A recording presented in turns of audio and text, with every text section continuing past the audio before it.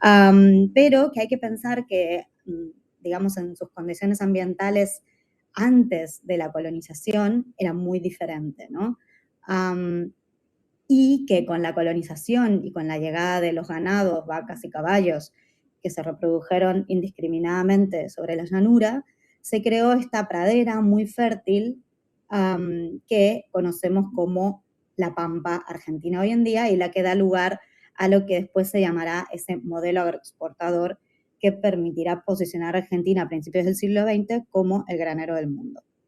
Entonces, claro, me imagino que todos conocemos la Pampa Argentina, pero quizás no conocemos algunas condiciones que hacen que sea muy diferente a muchos ambientes del mundo, ¿no? Se trata de una llanura inmensa, aunque para nosotros sea normal, es una llanura de 500.000 kilómetros cuadrados, de los cuales la provincia de Buenos Aires ocupa 300.000 kilómetros cuadrados, que es más o menos la superficie de Italia, ¿sí? Ahí en una línea verde arriba, en la parte superior, veis lo que sería el límite de la región pampeana aproximado, ¿no? Que también abarca Uruguay y el sur de Brasil.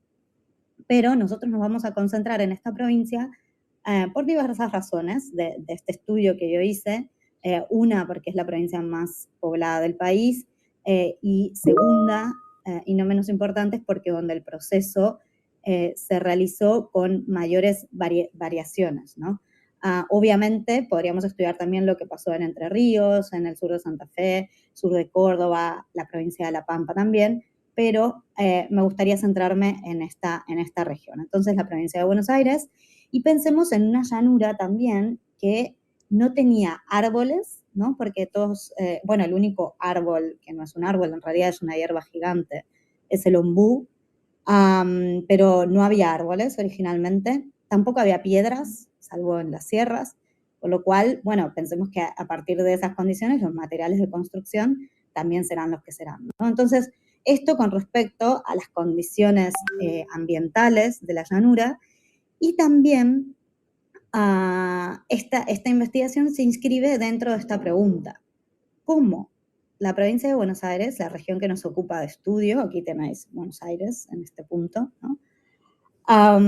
Cómo la provincia de Buenos Aires se transforma tan solo en 100 años de este mapa o esta cartografía que veis aquí, en donde el río Salado actúa como límite entre Buenos Aires, su hinterland, su territorio inmediato, y lo que se ha llamado erróneamente el desierto, que es todo esto que veis aquí, que no tiene nada en principio en el mapa, tan solo este camino que va a las salinas. ¿Cómo se transforma en 100 años de esto a esto? ¿Cómo pasamos de un territorio casi totalmente desconocido, un territorio que la ciudad de Buenos Aires no dominaba, a un territorio completamente urbanizado en el sentido más amplio del término, infraestructurado, podríamos decir, con todas estas líneas ferroviarias, y urbanizado también en el sentido de que estaba ya lleno de pueblos, ¿sí?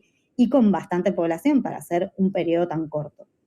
Por lo tanto, la investigación se va a hacer estas preguntas. Y en estas preguntas, una de las principales respuestas tiene que ver con las ciudades. Y fijémonos en esta, por ejemplo, esta es Lincoln. Yo sé que ustedes están trabajando en Chivilcoy o estarán trabajando este curso en Chivilcoy. Este es un caso, entre muchos, Lincoln, pero fíjense que tiene esta forma que decíamos antes, ¿no? Y tiene una forma, tiene unos límites en los cuales el resto del territorio está en producción agropecuaria. Y entonces la ciudad, en este proceso de urbanización completa de la llanura pampeana, va a tener un papel muy, muy relevante. No solo individualmente, sino también si vemos esta otra imagen, que es una imagen de hoy en día de Buenos Aires y su área metropolitana, con el conjunto de ciudades que aparecen aquí, espero que se vea bien en el proyector, que aparecen aquí como manchitas en forma de constelación. Si observamos esto, también veremos que hoy podremos imaginar que hay patrones territoriales que hacen que estas ciudades tengan un sentido mayor de que solo individualmente. Por lo tanto, para centrarnos, y seguramente en historia en la escuela todos aprendimos historia argentina, espero, ¿no? Pero seguramente no nos viene mal recordar un par de cosas.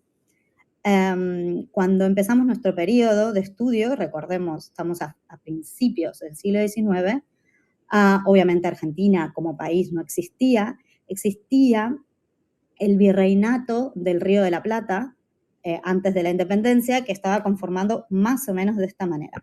Lo que más me interesa de esto es que miremos que toda esta parte, que es lo que vimos en el primer mapa, toda esta parte de aquí, Patagonia, Pampa, la provincia de La Pampa, lo que hoy es la provincia de La Pampa, Neuquén y todo esto, era una tierra que no estaba ocupada efectivamente y no estaba bajo el dominio del virreinato, ¿sí?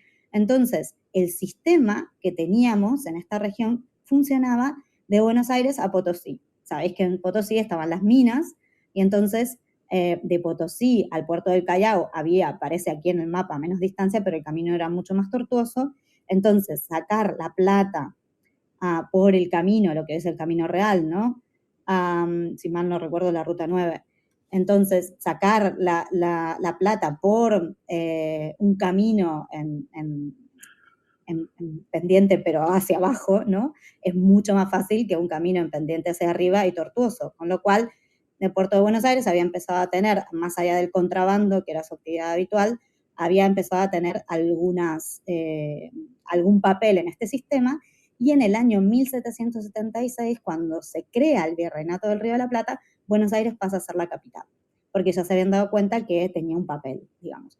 Pero pensad esto, Buenos Aires pasa a ser la capital del virreinato en 1776. Nosotros nos estamos posicionando como 40 años después de ese momento. Y entonces, la estrategia que va a seguir el gobierno de Buenos Aires va a ser la de ir incorporando progresivamente esas tierras de ese desierto, entre muchas comillas, que ni era desierto ni estaba desierto. No era desierto por las condiciones que habíamos mencionado anteriormente, no era un desierto, ni tampoco estaba desierto porque, como sabéis muy bien, allí vivían diversas tribus indígenas que habían habitado ese suelo durante muchísimo tiempo. Por lo tanto, empecemos sobre estas bases, que vale la pena recordarlas, y sobre todo miremos este periodo, ¿no? Este periodo es el que vamos a analizar mayormente desde 1810 hasta 1916, que es donde se produce este proceso de apropiación de estas tierras por parte del Estado para establecer el país, digamos, ¿no? Y aquí lo importante, creo, es que cambia este sistema que habíamos visto de Buenos Aires a Potosí, un sistema en el que las provincias de Jujuy, Salta y todo este sistema tenía una importancia, a un sistema pampeano enfocado en esta zona central, lo que va a dejar relegado el territorio del norte, como ya sabemos.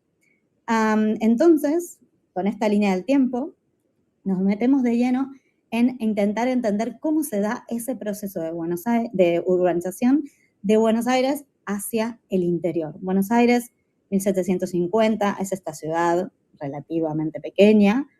Recordemos en este plano que vemos una ciudad relativamente pequeña porque todavía no era la capital de un virreinato. Y tenemos habitualmente esta imagen, ¿no?, que se ha creado durante el siglo XIX, de una frontera indígena en la que los indígenas raptaban a las blancas, saqueaban, ¿no? Pero poco se cuenta en los relatos escolares, ¿no? O habitualmente, también debo decir que yo estudié hace muchos años en la escuela, entonces estudiaban otras cosas, pero poco se cuenta de la realidad. La realidad de la frontera no era esta. Este cuadro es una mera idealización de esa frontera. La frontera siempre fue un espacio de negociación.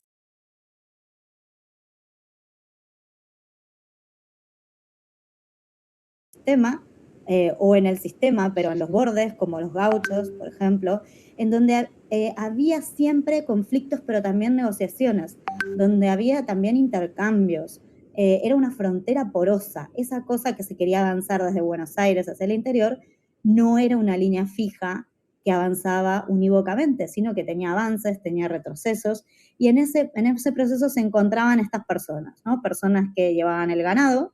Pensemos en un mundo en donde, aunque en la foto se ve, porque es mucho más reciente, no había alambrados. Los alambrados llegan recién a partir del último tercio del siglo XIX. Entonces había que controlar muy bien a las vacas, ¿no? Por decir algo. Entonces ese era el papel del gaucho, que las llevaba de aguas en aguas para beber y para pastar, ¿no? Y estas personas, igual que los indígenas, se encontraban muchas veces en los márgenes de esa idea que quería imponer el Estado de civilización. Y en esa idea, para el Estado, era importantísimo contar con población que viniera de fuera. Por dos razones. Una, para poblar, evidentemente, pero otra razón era para, según las ideas de esa época, con las cuales obviamente hoy no estaríamos de acuerdo, ¿no? Pero traer esa idea de civilización europea a qué se pretendía generar en el territorio, ¿no? Entonces, se hablaba en esa época el trasplante de población, de una población que tendría supuestamente unos hábitos civilizados y ayudaría a sacar de la barbarie, otra vez entre muchas comillas, según el discurso de la época, a todo este territorio que vivía un poco, digamos, dejado, ¿no? No tenía unas grandes instituciones, no tenía instituciones de educación, por supuesto, ¿no? Y estaba siempre entre estos dos focos de barbarie, según se decía, que eran el gaucho y el indígena, ¿no? Entonces toda esta población tenía que venir a vivir a este territorio y ese avance de la supuesta civilización se da a partir de la llegada de varios elementos técnicos que van a ayudar a urbanizar esta pampa. El alambrado, como ya lo dije anteriormente, hacia el año 1870 se empezó a generalizar. El ferrocarril, como lo veis aquí, que fue un gran motor de avance, no solo de personas, sino también de materiales y sobre todo de salida de los productos agropecuarios. El molino, que parece algo simple, pero permitió que pudiéramos localizarnos alejados de los cursos de agua, ¿no? Porque permitió extraer agua fácilmente de la napa subterránea para poder independizarnos de vivir siempre al lado de un río o de un arroyo. Y por último, el telégrafo, que veis aquí, un proceso de instalación que permitió facilitar las comunicaciones con Buenos Aires y con el exterior.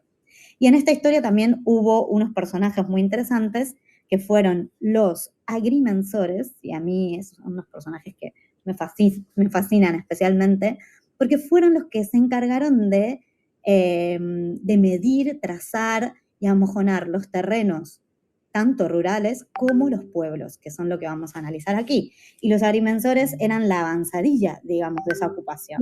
Los que, además, necesitaban, y subrayo esto, mucho del conocimiento indígena del territorio, porque pensemos que en una pampa donde había muy pocos caminos, donde conseguir agua para beber era extremadamente necesario para poder seguir avanzando, donde saber dónde se podía pisar o no, dónde era mejor terreno para establecer un pueblo, ese conocimiento tradicional del territorio era importantísimo.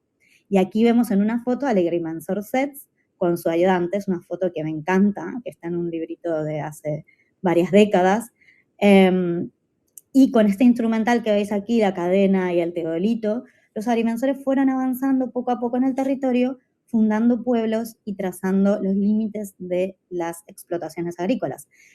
¿Cómo lo hacían? Hacían unas cosas que se llamaban mensuras, que son como las que vemos acá. Y acá vemos y empezamos a meternos en el tema de los pueblos. Esta es la mensura de Dolores, la mensura número 33 de 1826, en la cual el agrimensor da cuenta del trazado del nuevo pueblo, que como ven en la imagen aquí de la derecha, el pueblo se impone esta malla o esta grilla sobre el camino existente, que era el pueblo existente, ¿no? Y se le impone un orden, ¿no? Y con este documento el agrimensor dejaba trazado el pueblo, que luego obviamente había que trazar sobre el terreno, ¿no? Con estacas, con hilos y todas estas cosas para mantener esa geometría. Bueno, durante el siglo XIX, en el periodo que he analizado, ¿no? Desde 1824, que es cuando se funda el departamento topográfico, hasta 1916 se hicieron unas 13.000 mensuras. 13.000, son muchísimas. Y de todas estas mensuras, unas 460 corresponden a núcleos urbanos, para que se hagan una idea del volumen de información que hay, que fue la que yo manejé para hacer la tesis. Y con esas mensuras, los agrimensores construían la historia de este territorio, lo que hoy leemos como historia, que eran la estructura de la parcelación rural, sobre todo enfocada a esas parcelas, las que producían. Las ciudades sí que eran importantes, pero lo que interesaba sobre todo era entender cuál era la propiedad, quiénes eran los propietarios, para poder vender, subdividir y sobre todo saber cuánto se estaba produciendo para poder fundar ese sistema productivo y poner, lo que ellos decían era poner la tierra a producir. Esto era lo más importante.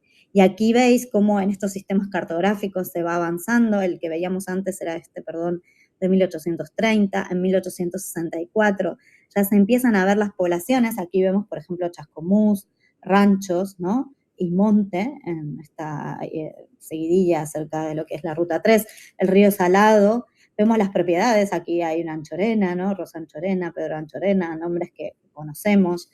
Entonces, bueno, esto trazaba un poco la lógica. Aquí vemos Junín, Chacabuco, Lincoln en el trazado del registro gráfico de 1890, y así poco a poco se va avanzando en el conocimiento y mensura de este territorio y en la fundación de pueblos.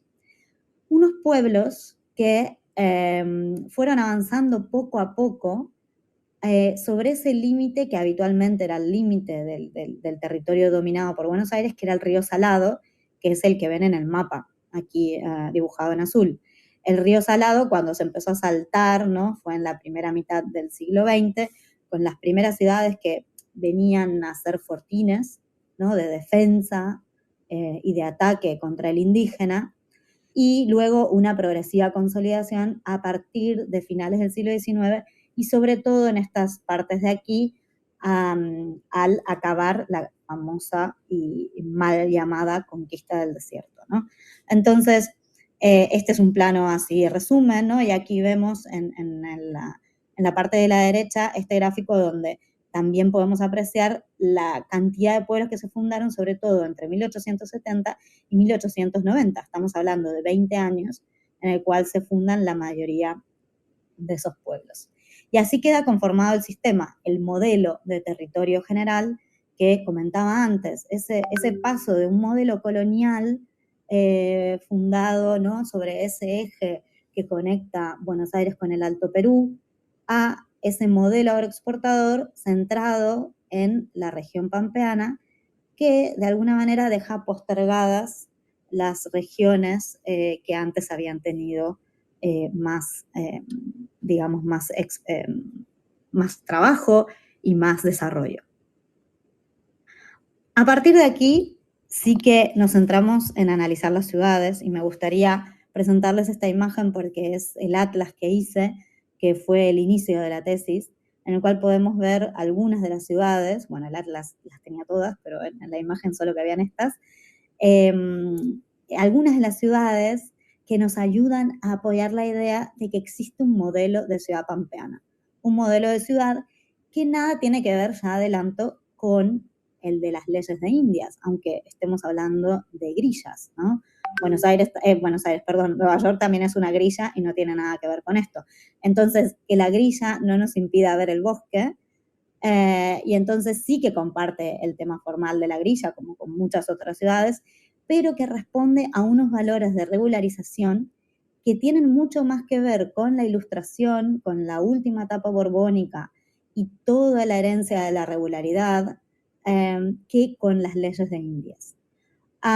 Sí que es verdad que esta gente conocía bien las leyes de Indias, ¿no? Y había sido la práctica en América durante mucho tiempo, pero si se quiere, esto no es producto directo, sino que podría ser un avance, un repensar sobre esas antiguas leyes.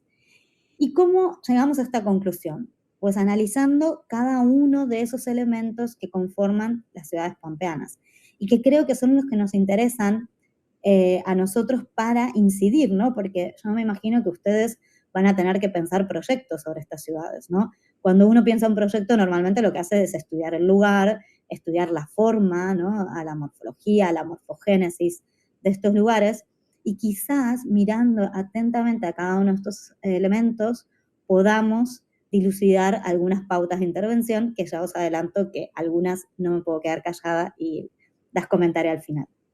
Entonces, la primera cuestión que hay que entender en todos estos pueblos es que el pueblo se componía de esta manera, el caso de Chivilcoy es así también, aquí observamos el de las flores, pero bien podría ser el otro, es una parte, un sector dedicado a la parte urbana que vemos aquí, con una plaza en cada punta y una plaza central, un sector que pertenecería a la zona de quintas, y otro sector exterior que pertenece a la zona de chacras, ¿no? Entonces, eso conforma el ejido, ¿no? La colonización que se hace en la provincia es mayormente ejidal.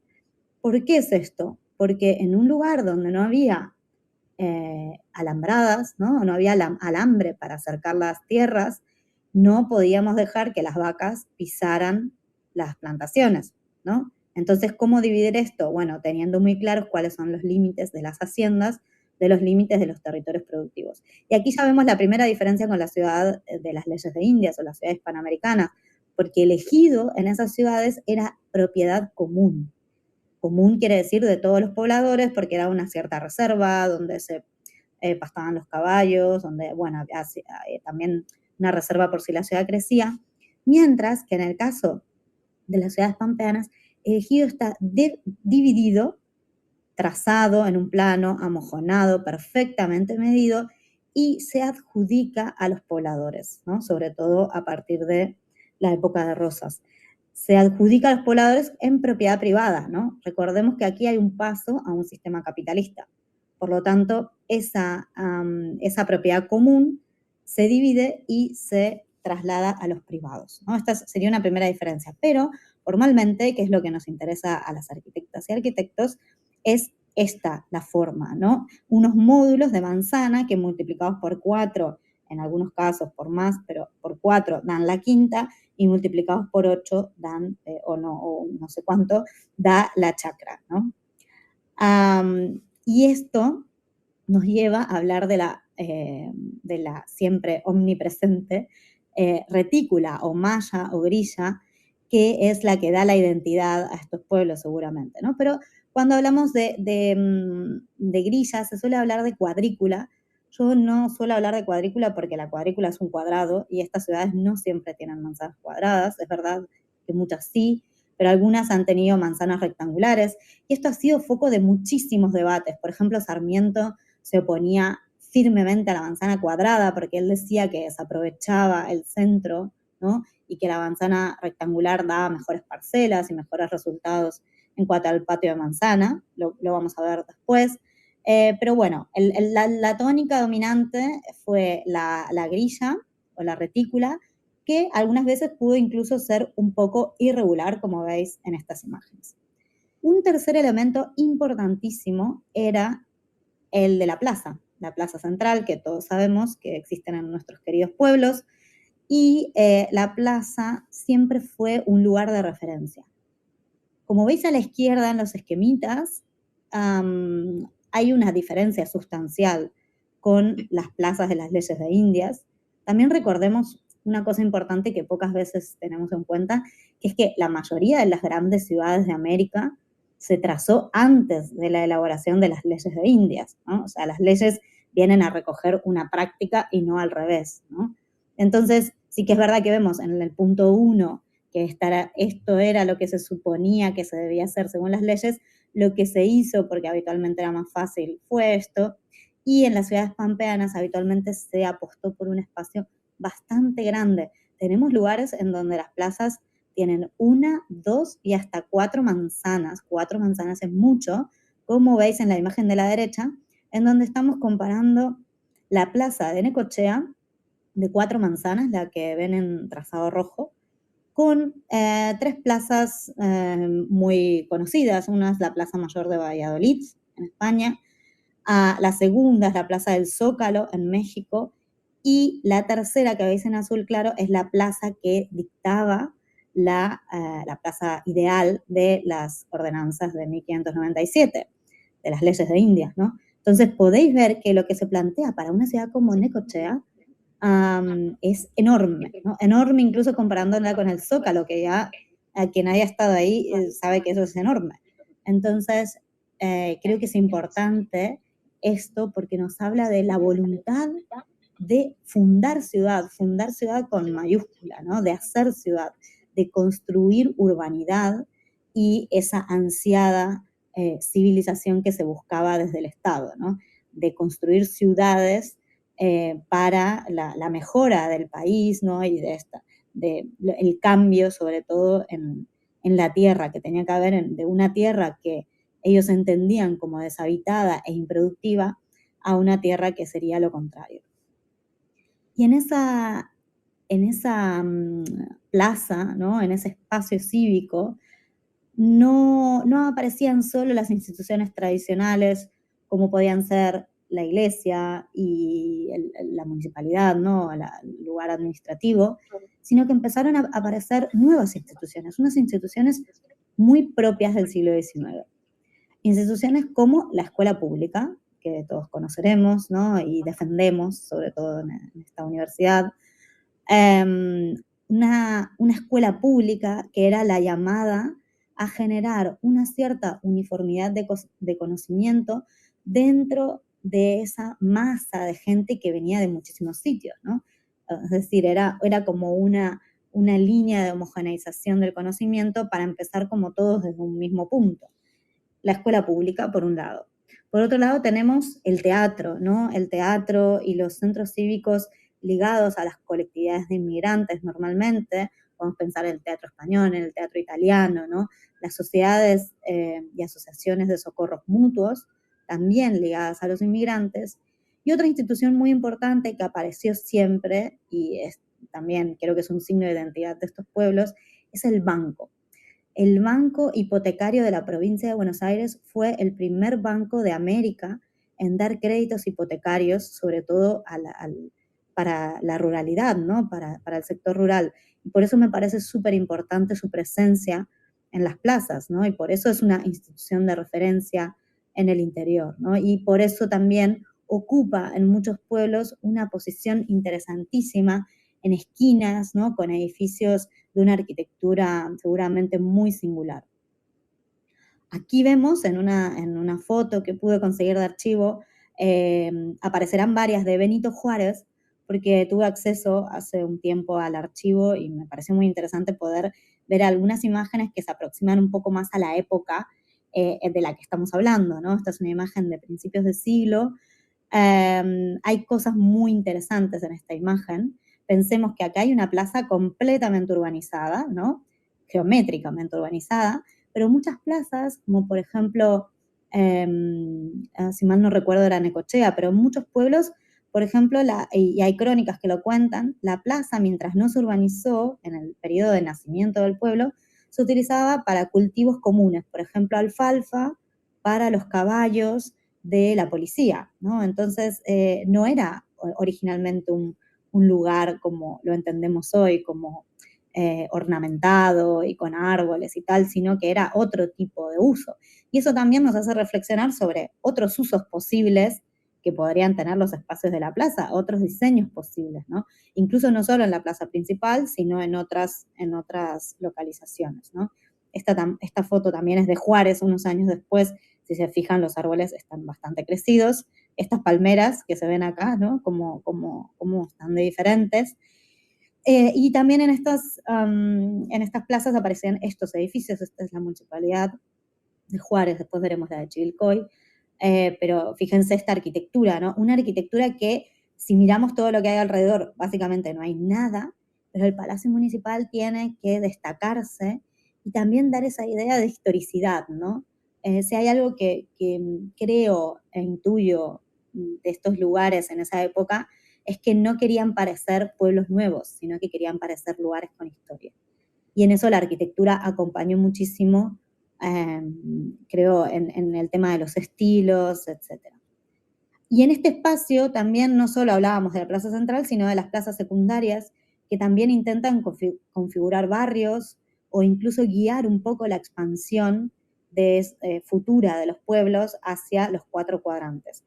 si miran ustedes fotos de pueblos en Google Earth, verán que no todos los pueblos crecieron simétricamente hacia los cuatro costados por diferentes razones, pero también por el hecho de que no siempre fue la plaza, como se pretendía desde el plano, la que guió el crecimiento, sino también otras cuestiones funcionales como la estructura de calles, como la que vemos en este plano, o la presencia de algunas infraestructuras singulares como el ferrocarril que veremos más adelante. El sistema viario seguramente es otra de las grandes características, este esquema en cruz, ¿no? Como Cardus y Ecumanus romano, que se cruzan en la plaza principal y que configuran una calle, sin embargo, una calle moderna. Y fíjense en estas imágenes de la derecha. Fíjense en la de arriba, Balcarce, principios del siglo XX, una arquitectura, sin duda, bueno, italianizante podríamos decir, pero uniforme, con unas ventanas grandes, tiendas, ¿no? Y casas, pero con esta estructura como un poco homogénea. Y fíjense abajo la calle de Salta, muy diferente, ¿no? Salta que estaba en aquel sistema que decíamos que empezaba a acabarse, el sistema que ligaba, el sistema colonial, ¿no? Con Potosí. Fíjense qué diferente la configuración, qué diferente la arquitectura, incluso los materiales, ¿no? Y la decoración que podrían encontrarse. Entonces, si bien hoy nos puede parecer diferente, pensemos que en ese momento era una calle moderna. Y era una calle moderna también por el tamaño, y sobre todo por el tamaño. Fíjense acá, comparen, arriba he puesto unas referencias en gris, que ven aquí, tenemos una calle típica del ensanche de Barcelona, bueno, acá tiro para donde vivo hace 17 años, pero que nos puede servir de referencia si alguien las conoce. La Avenida de Mayo, 30 metros que parece, ¿no? O sea, la Avenida de Mayo es una señora avenida, ¿no? O los 25 metros de algunos de los bulevares de París, como el de Montmartre. Entonces, si comparamos las calles, por ejemplo, del centro histórico de Buenos Aires, del casco histórico, 9,5 metros, aceras de 1 metro, con las calles que se estaban proponiendo en las ciudades pampeanas nuevas, vemos que realmente la diferencia es abismal. Pensemos en que se están planteando bulevares y avenidas de 50 metros. 50 metros, el doble que un bulevar de París, de Haussmann, que en esa época estaba trabajando en ello, ¿no? Casi el doble que la Avenida de Mayo. Entonces, sí que aquí podemos leer dos cosas, creo yo. Una es esa voluntad, otra vez, fundadora, esa voluntad de hacer algo nuevo, de hacer algo diferente, pero también podemos leer una cuestión que tenía que ver con la salubridad de las ciudades, ¿no? El hecho de que corriera aire, de evitar enfermedades y de tener la presencia del verde en las calles, que era algo que, por ejemplo, en el casco histórico de Buenos Aires había sido imposible y en esos momentos se discutía bastante. Recuerden las epidemias, ¿no? Hacia finales del siglo XIX, no solo en Buenos Aires, en Barcelona, en París, en Londres, en muchas ciudades, que hablaban de que había aquellas miasmas, ¿no?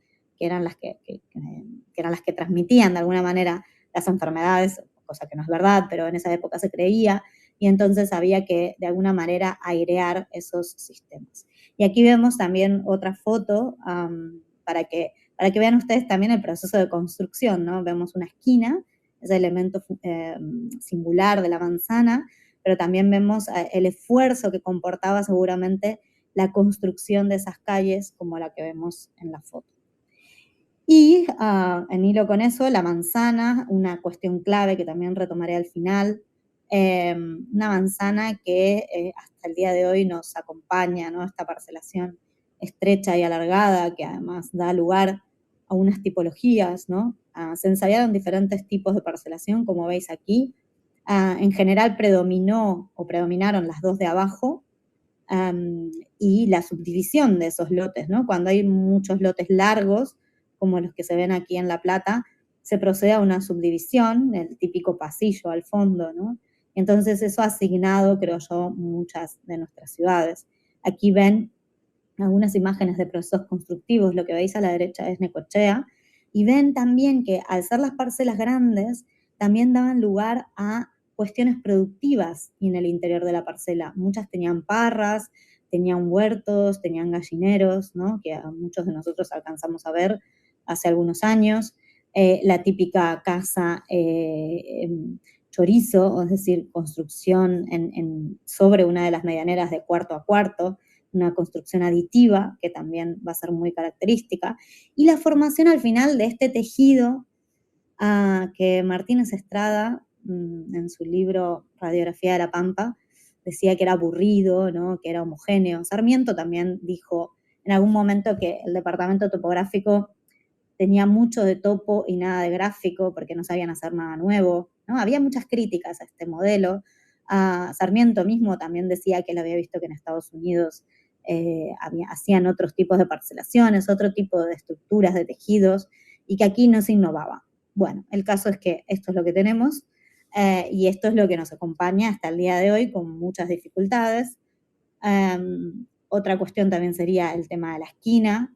Todos sabemos que en las ciudades de este tipo la esquina es una referencia. Pero básicamente esto nos lleva a este tejido, ¿no? Un tejido mayoritariamente de una planta, según la ciudad se mantendrá más o menos hoy en día, pero un tejido de una planta en donde tenemos la esquina como referencia y que es mayoritariamente homogéneo, pero que también durante el siglo XX ha dado lugar a estas arquitecturas. Y esta foto me encanta porque estamos viendo esta arquitectura racionalista, pero fíjense acá atrás, en esta manzana pervive un molino de viento dentro de la manzana. Y estamos hablando de una manzana muy céntrica, ¿no? También de Juárez, una manzana muy céntrica, porque este edificio probablemente esté a 1 o 2 calles de la plaza o en la plaza misma, pero aquí tenemos un molino, ¿no? Entonces esa convivencia entre lo tradicional también durante el siglo XX y hasta hoy, entre lo moderno y ese ideal de modernidad y el campo, ¿no? Y las actividades del campo. Perdón. Y aquí también tenemos otro tema, para ya ir acabando con este repaso, otro tema que tiene que ver con los grandes equipamientos que se pensaban. A diferencia de las ciudades de las leyes de Indias, aquí estaban pensados los equipamientos desde el principio, la mayoría de las veces, y en muchos planos se grafica la reserva para esos equipamientos.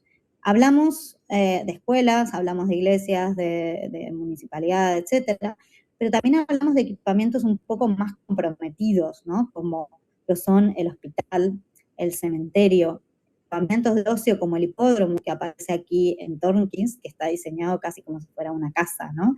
Con la barra de servicios, o el corral de la policía, en el caso de San Cayetano, el hospital también, ubicados a una cierta distancia del núcleo, también por esta idea, ¿no? De las contaminaciones que se creían en esa época. Y por último, y no menos importante, seguramente muy importante, el ferrocarril. Ferrocarril que tiene, bueno, es una historia aparte, no vamos a entrar aquí, pero que da lugar a múltiples configuraciones. Primero, un ferrocarril en los pueblos más cercanos a Buenos Aires, seguramente, un ferrocarril que está integrado en la trama, desde el proyecto, porque todavía no estaba muy consolidada la infraestructura, no se conocían mucho los riesgos, ¿no? Después empieza a haber accidentes y tal, y el ferrocarril se pone tangente al centro urbano, es decir, por fuera de esas manzanas que conforman el centro, ¿no? En el límite entre la parte urbana y las quintas. Cuando se aprende que, hombre, que igual es difícil tenerlo en una avenida, ¿no? Porque por accidentes, porque las locomotoras podían incendiarse también, hay documentación de eso. En otros casos menos felices, podríamos decir, quizás el ferrocarril se superpone a la trama urbana como sin importarle las preexistencias. Es decir, que en un pueblo que todavía no está enteramente consolidado, pues el ferrocarril pasa como puede y genera estas subdivisiones que nos encontramos muchas veces. Y por otra parte, en ejemplos que son lo contrario de los anteriores, sino en ejemplos un poco, no sé si la palabra sería más cultos, pero desarrollados por seguramente agrimensores y proyectistas con un mayor conocimiento, el ferrocarril, entendiendo que es un elemento de singular importancia y de modernidad también, es el generador del trazado, como vemos, por ejemplo, en el caso de Campana, que fue hecho el trazado por un agrimensor muy conocido, Carlos de Chapeau-Rouge, o el que ya vimos antes de Tornquist, que proyecta la ciudad como si fuera arquitectura casi. Esta es la estación de Chivilcoy, esta sí que es la foto, ya la veremos también más adelante. Pero el ferrocarril nos deja muchas cosas, no solo la estación, sino también nos deja una serie de infraestructuras, y esta es una foto moderna, pero nos deja estas infraestructuras que también nos invitan a repensar qué hacer con ellas o cómo influyen en el paisaje, infraestructuras que están relacionadas con la producción, pero con la producción que se va, ¿no? Que se va hacia el puerto para la exportación. Y bueno, esto seguramente es también un rasgo de este paisaje pampeano. El modelo, entonces, es esa cuadrícula central, ¿no? de ciudad con ese ejido. Aquí lo vemos en el caso de Tres Arroyos, ¿no? Tres Arroyos, 1, 2 y 3. Y aquí, en el centro, el proyecto original. Luego, muchos pueblos, como decíamos antes, han crecido. Unos han crecido de forma ordenada, y otros de forma no tan ordenada. Y en el caso de Tres Arroyos es claro, ¿no? Que los límites naturales pues acentúan un poco esta idea de hasta dónde puede llegar la ciudad. El caso es que este modelo de ciudad pampeana, muchas veces fue adaptado para su materialización real, ¿no? El modelo a veces se implanta sin variaciones, pero otras veces se simplifica. Se simplifica porque, por ejemplo, en algunos casos tuvieron que vender plazas, o sea, lotear plazas para costear ciertas obras, entonces, obras públicas, digamos, nos quedamos sin alguna plaza, o porque el ferrocarril, como veíamos antes, lo interrumpe, o mismo un arroyo, porque el pueblo quedó fundado sobre un arroyo, o a veces se innova, como vemos en algunos casos con diagonales, y muy poquitos casos no siguen el modelo. Pero el caso es que esto también nos invita a reflexionar sobre que hay un modelo, ¿no? Porque si hay variaciones, significa que también hay modelo, porque es muy difícil implantar un modelo siempre igual y sin tocar, ¿no? Y ahora paso rápidamente para cerrar, pero para dejar cuestiones abiertas y para no quedarnos solo en la historia, porque la historia, como decía al principio, nos tiene que servir para el proyecto. Voy a presentar algunas conclusiones proyectuales, ¿no? Que tienen que ver con entender que estas ciudades, como decía Borges, bueno, Borges lo decía para Buenos Aires, yo me lo apropio para decirlo para estas ciudades, pero son muchas veces una manzana entera, pero en mitad del campo, como nos dice esta foto de Jorge Carrizo, ¿no? Fíjense que en el medio del campo está puesta la esquina. O sea, no hay nada aún, pero yo ya hice la esquina, ¿no? Porque confío en ese proyecto de ciudad, porque la ciudad llegará en algún momento a ese lugar. Y eso nos trae, de alguna manera, al presente, y por eso quería plantearles algunas cuestiones que a mí me han hecho pensar, mientras preparaba la charla, en cómo se podría intervenir, cómo podríamos repensar estas cuestiones para los proyectos, ¿no? La primera cuestión que se me ocurría era quizás la idea de repensar la manzana o repensar quizás las ordenanzas que permiten construir cosas en la manzana, ¿no? Repensar las formas de la parcelación, las densidades, la edificabilidad, que aquí se dice edificabilidad y allí creo que era el FOT, pero bueno, ya no me acuerdo, y la ocupación, ¿no? El FOT y el FOS, exactamente.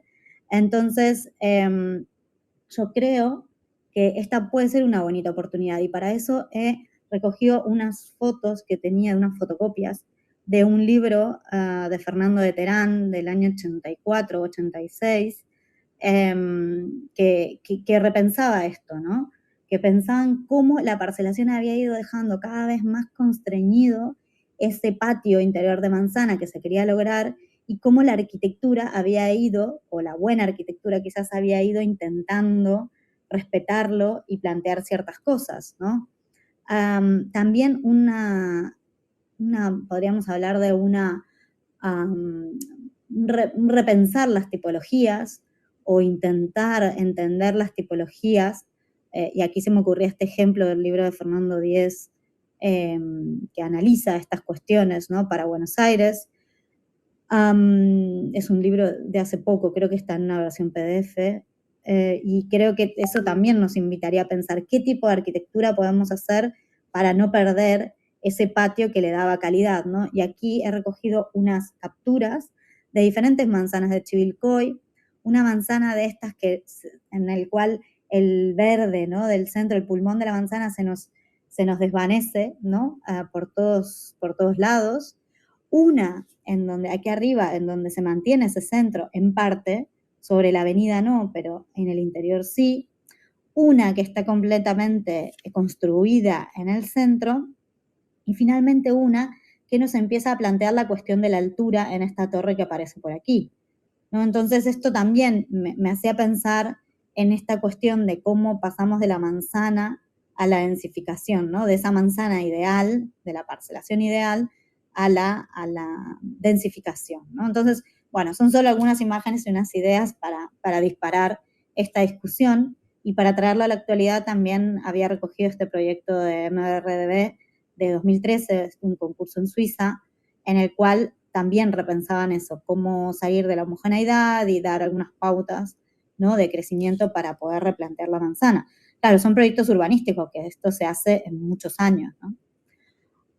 La segunda cuestión tenía que ver con el tema patrimonial, y habitualmente tendemos a pensar que el patrimonio es lo monumental, ¿no?, y que el patrimonio son los edificios, y una cuestión que me parece que la necesitamos mucho, muy necesaria, es pasar de lo monumental al patrimonio cotidiano y del edificio al territorio. Es decir, hay mucho más patrimonio que solamente los edificios. Y en general los edificios son fáciles de ver y de catalogar, ¿no?, como patrimoniales, pero hay otras cuestiones como las pulperías, ¿no?, los almacenes, los caminos, cuestiones tradicionales que quizás no son tan visibles, pero sí que ayudan a configurar esa red de espacios apropiados, de espacios de la memoria colectiva local. Y aquí les ponía el almacén al recreo, que es de Chivilcoy, la estación, que evidentemente es un patrimonio, pero también lo es las construcciones que están adyacentes a la estación, ¿no? Probablemente un tanque de agua, la casilla de alguno de los que controlaba. Incluso piensen que el ferrocarril en aquel momento necesitaba recargar agua, ¿no?, necesitaba recargar carbón, lo que fuera. Por lo tanto, había muchas infraestructuras asociadas, los silos, como veíamos antes. Bueno, y todo eso configura un espacio que va más allá de un edificio, ¿no?, va más allá de la singularidad del edificio. Y también están los caminos en este mapa, que es ya vimos una parte antes. En este mapa hay unas líneas que espero que las puedan ver ahí, pero son estas líneas muy finitas que se ven por aquí, que son los caminos trazados con anterioridad. Pero fíjense que las parcelas que proyectan los agrimensores no responden en nada a esos caminos. No responden nada, no tienen nada que ver con los caminos. Y pienso que en los caminos hay parte de ese patrimonio, ¿no? El otro día un amigo me preguntaba, un amigo argentino de Buenos Aires, me preguntaba y dice, bueno, pero de los aborígenes no queda nada. ¿Qué podríamos rescatar? Y digo, bueno, muchas cosas, pero una sin duda, la más fácil, la que primero se me ocurre, son los caminos. Los caminos son tradicionalmente caminos indígenas, rastrilladas, ¿no?, originadas en llevar el ganado de Buenos Aires o de la zona del hinterland de Buenos Aires hacia el interior, hacia las tolderías, y entonces ese puede ser un patrimonio interesante. Y me gustaría mostrarles aquí un caso de España, en el cual no estamos hablando de este tipo de caminos, pero sí que algunos caminos tradicionales, que eran caminos de ferrocarril, en este caso, se rescatan como rutas ciclistas que se llaman vías verdes. Y acá tienen, bueno, pueden buscarlo en la web, pero esos tramitos, pequeños tramitos de ferrocarril, se rescatan como vías verdes. Aquí tienen uno que está muy cerca y que yo he hecho, por eso lo pongo, que es la ruta de Carrilet, un ferrocarril que ya no existe más, que se desactivó completamente porque ya no tenía sentido y no tenía, digamos, razón de ser en el contexto actual.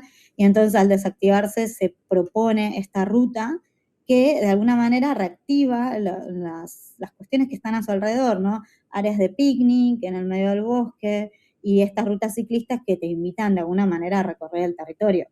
Y me dirán ustedes, ay, pero alguien se me va a meter en la plantación. Bueno, ya les digo que la gente tampoco tiende a meterse tanto, ¿no? Y aparte, si lo tenemos alambrado, tampoco pasa nada, ¿no? Esto que ya lo habían mostrado antes. Y Otra de las cuestiones que me parece muy, muy interesante y seguramente urgente en nuestro contexto de cambio climático es el tema de pensar la cuestión del agua en estos pueblos. En la región pampeana hay la dinámica, que ya la conocemos, ¿no? Es años de secas, varios años de secas, de sequías, y varios años de lluvias, ¿no? De ciclos húmedos y ciclos secos, alternando, ¿no? Y Ameghino, en un libro famoso que publicó en el siglo XIX, decía, hay que hacer obras de retención y no de desagües, ¿no? Porque cuando necesitamos el agua no la tenemos, y cuando tenemos agua tenemos un montón y no necesitamos tanta agua. Con lo cual, bueno, este es un tema no solo de Chivilcoy, sino es un tema territorial, ¿no? Muchas veces se han construido canales aliviadores, los famosos canales aliviadores, primero algunos informalmente, sin tener en cuenta la estructura del territorio, o sea, solucionando un problema y generando otro problema en otro lado, pero otras muchas veces se han generado canales aliviadores que llevan el agua al mar, el agua dulce al mar, con lo que hoy necesitamos esa agua, ¿no? Entonces, creo que uno de esos temas a tratar es mirar qué hacer con las inundaciones. Estas son 2 noticias de Chivilcoy, y aquí les ponía este plano que tiene este río, ¿no? Que es el río Chivilcoy, y estos arroyos, que ya ven este arroyo ya está pasando por la ciudad. Si se fijan en Google Earth, en las imágenes de satélite, estamos hablando de una diagonal que pasa por acá, que está hecha por culpa de ese arroyo, o sea, para entubar ese arroyo. Entonces se me ocurría pensar en proyectos que se han hecho en Holanda, por ejemplo, nada que ver la escala del río, pero la idea nos podría servir, es un programa de hace unos 10 años más o menos, o más, que se llamaba Room for the River, ¿no? O sea, darle lugar al río. Y entonces lo que hacían era, en vez de lo que hacen los holandeses, ¿no? En los últimos años, si no puedes contra ellos, úneteles, esta sería la estrategia, ¿no? Entonces, si no podemos luchar contra el agua, tenemos que hacer algo a favor del agua para que podamos vivir, ¿no? Y entonces lo que hacen, como ven en el mapa, en los mapitas de abajo del 1 al 4, lo que hacen es, de alguna manera, crearle espacio al río para que el río tenga espacio para expandirse, aunque eso signifique que esa gente asume que ya no puede vivir más al costado del río porque siempre se inunda, ¿no? Como lo veis en las fotos. Entonces, asumiendo eso, asumiendo que ya no podemos seguir inundándonos, pues le damos el lugar que se merece al río, y entonces de eso se trata el programa. Esta ciudad de Nijmegen, que creo que es un caso, pero hay muchos más. Y luego también habría otros proyectos interesantes, y pensaba para esa diagonalcita que aparece en Chivilcoy ahí. Este es un proyecto en Barcelona que es real, ¿no? O sea, no es ninguna entele que ya está hecho, y está hecho aquí. Es una calle que se reurbanizó como espacio público, teniendo en cuenta que ese espacio público puede absorber aguas en casos de lluvias. Se llama SUD, Sistema Urbano de Drenaje Sostenible, supongo que allí también se estarán haciendo algunas cosas así, pero ha quedado bastante bien, sobre todo también porque se ha apostado por la vegetación local, que es otro cambio de chip, ¿no? Se ha dejado de poner rosas y flores que no son de aquí, que no sobreviven a este clima tan seco que tenemos, y se ha apostado por otra cosa. Entonces, estas cosas que veis aquí con piedritas, que son estos como unas piletas, ¿no? En realidad esto sirve para sentarse y para que jueguen los niños durante la mayoría de los días que no llueve aquí, porque llueve poco, excepto este año, pero llueve muy poco. Pero bueno, cuando no llueve, aquí juegan los niños, lo que fuera, y cuando llueve, pues estos lugares pueden absorber agua y filtrarla a la napa y devolverla, ¿no? Porque muchas de las inundaciones también se producen porque no hay espacios de absorción, entonces el agua no tiene cómo filtrarse. Y este último caso también es en Barcelona, es un proyecto que ya está construido, casi todo él, ¿no? Que quien venga lo puede mirar. Es el Parque de Glorias, que también apuesta por la vegetación nativa, que tiene una mejor respuesta a estas cuestiones climáticas de sequía, vegetación mediterránea, ¿no? Que vemos aquí, y que también genera este tipo de espacios en los cuales estos bordes de esta gran clariana que se llama, ¿no? Este espacio verde, que aquí no estaba ocupado todavía, pero ahora sí, ya puede uno entrar, pero se dejó desocupado hasta que se arraigara la vegetación. Este espacio que hace de foso, lo que hace es recoger el agua de lluvia de manera tal que se pueda mantener la vegetación, sobre todo el césped, ¿no? de este espacio. Recordemos que en Barcelona es muy seco, entonces tener un espacio verde es como un lujo casi. Y bueno, nada, con esto termino. Me gustaría dejar esas reflexiones, ¿no? Al final, que son como repensar la